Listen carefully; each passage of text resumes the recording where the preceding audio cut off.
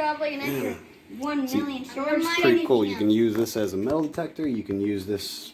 Hell, you can use this to scan for bugs. No, dude. Okay, I just sold.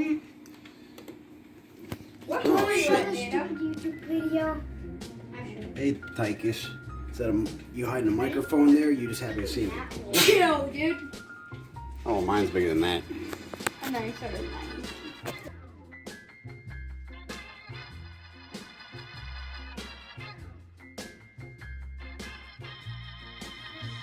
See this? It's a Samsung Galaxy S10, I think. It's a neat little phone. Comes with an accelerometer. Comes with a radio antenna, so when you plug your headphones into it, it can catch little radio waves out there, and you can listen to FM 96, even without data. Which means this phone is absolutely useless for the purposes of what I need this for. So now I want to pay attention to this older model phone, this cracked up piece of crap.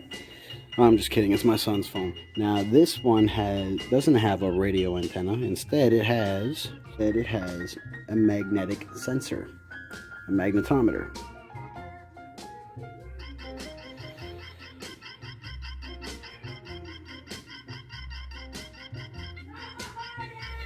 It senses magnetic fields.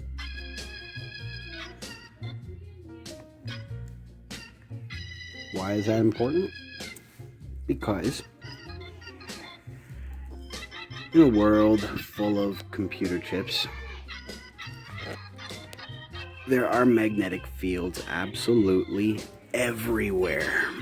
Now, if you're out in the woods, like really out in the woods off the grid, you would see a normal reading of about 30. That's the magnetic North Pole. You see where these gaps in numbers come? That's where you have magnetic fields colliding with other magnetic fields, creating an inverted field.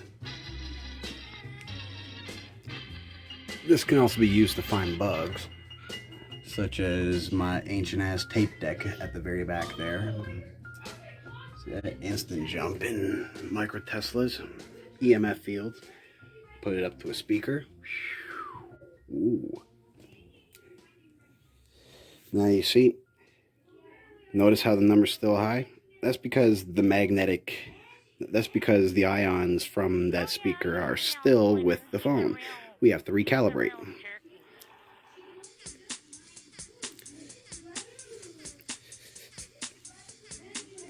There we go.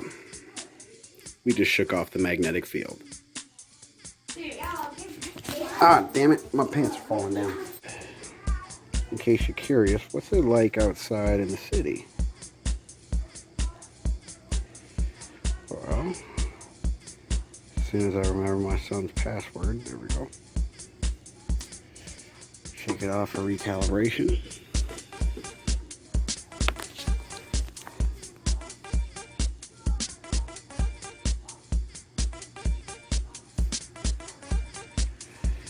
That little jump in numbers there, that's basically microscopic changes in EMF fields.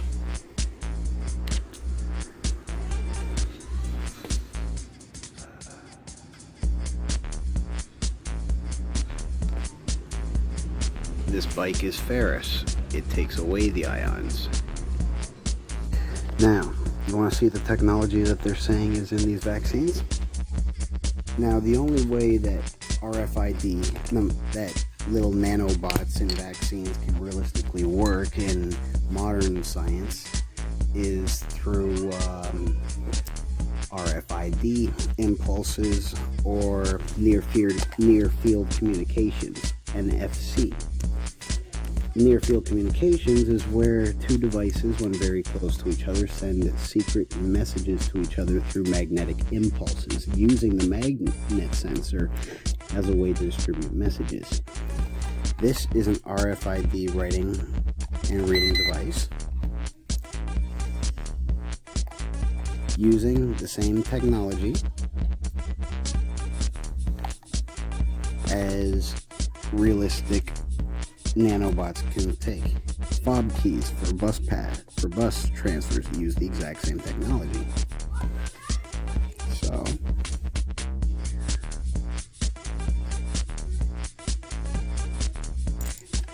let's see. Does this one have a code? Yes, it does.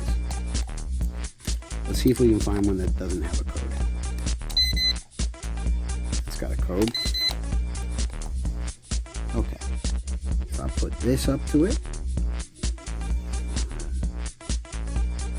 nothing much happens, right?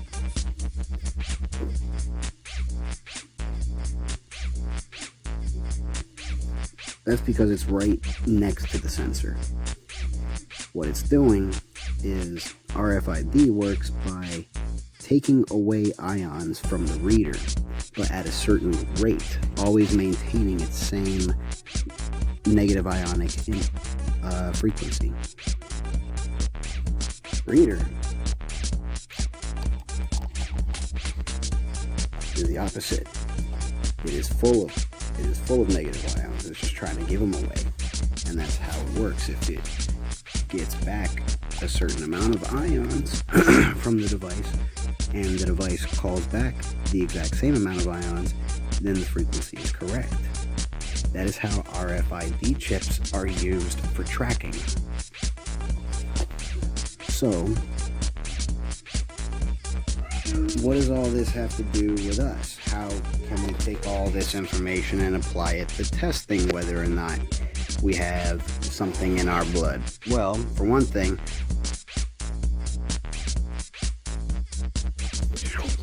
just wait.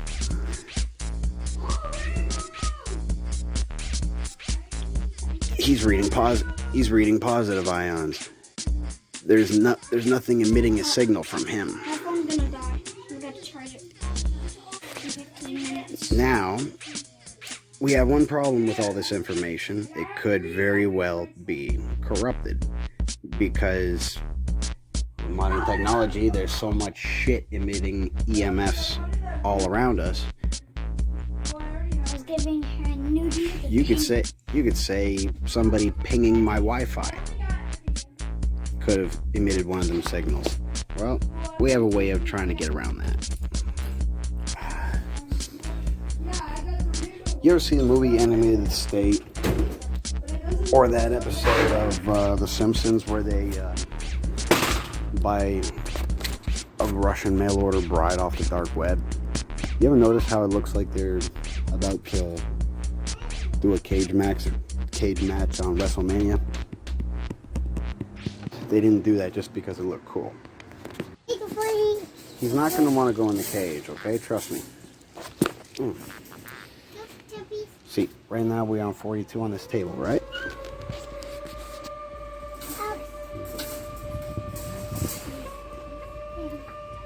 Now we're down to 39. 40. 39. 40, 39. Yeah. I'm in the cage.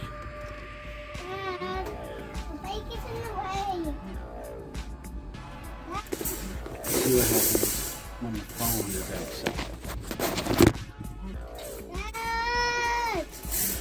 The number instantly dropped to 35.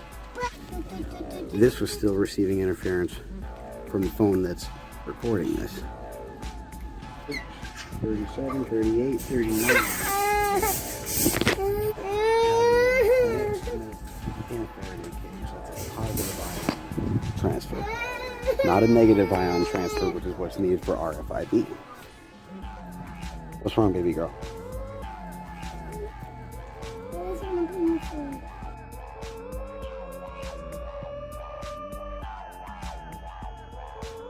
So you're probably thinking, hey, that's no fair. How can you compare this shit to RFID chips? You forget that we're talking about nanotechnology. This could be silicon circuits.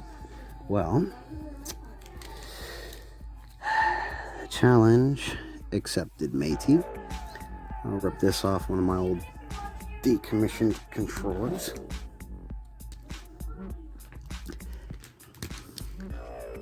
That one don't want to come off. Oh yeah, I'm gonna put a black circuit on a black wallet. What? Here's a wallet.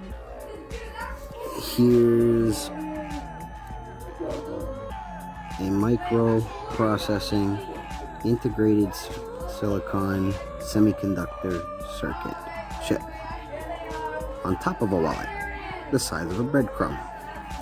We're going to put that in the Faraday cage and we're going to see if we can get a reading off of it. We're going to put it in the bottom of the cage.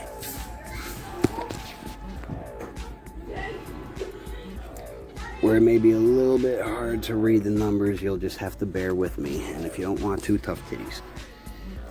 So, I can see the number is perfect. we got a basic reading of about 43 microteslas in the cage. Daddy, come here. Without anything there. We're going to put that tiny little black dot right next to the sensor. And then we're going to pull out.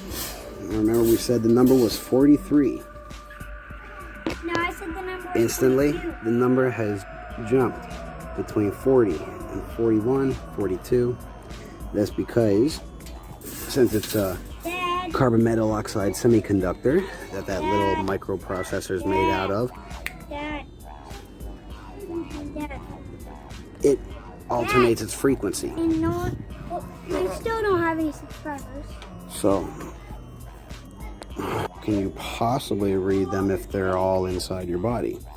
Well, here's our next test.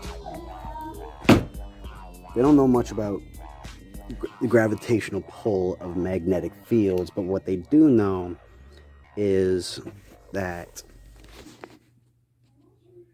it's not really possible for the moon to touch our planet and then there would just be one part of the planet that has more gravity because of the moon. No, instead they would share each other's electromagnetic field and it would increase proportionately. For example, here's a motor. Boom, big time, right? We're gonna move that. Here's my middle finger reading a positive ion transfer. Now I'm going to hold this magnet in one hand. In there. Daddy.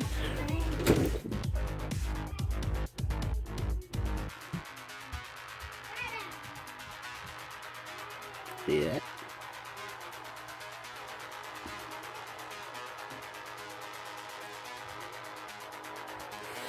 Even if I put the magnet in my mouth.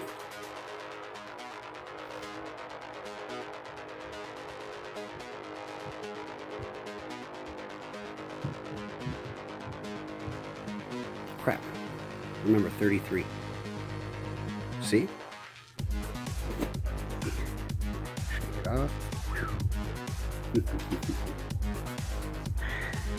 So yeah. Even if you had a billion nanorobots swimming through you, emitting RFID signals, you would still be able to read the negative ion transfer in your body because they would all accumulate. Their cumulative electromagnetic fields would accumulate and be absorbed by your own electromagnetic field, thus amplifying or decelerating it, whichever way you want to say it. We'll see if you can bear with me.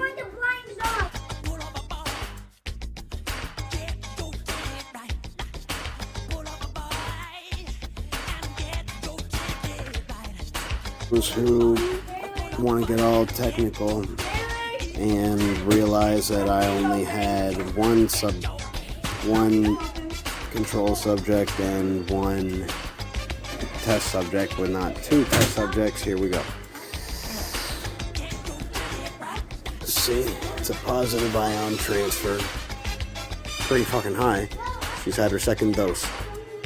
Meaning that there's no RFID chips. If there were, it would be a negative ion transfer.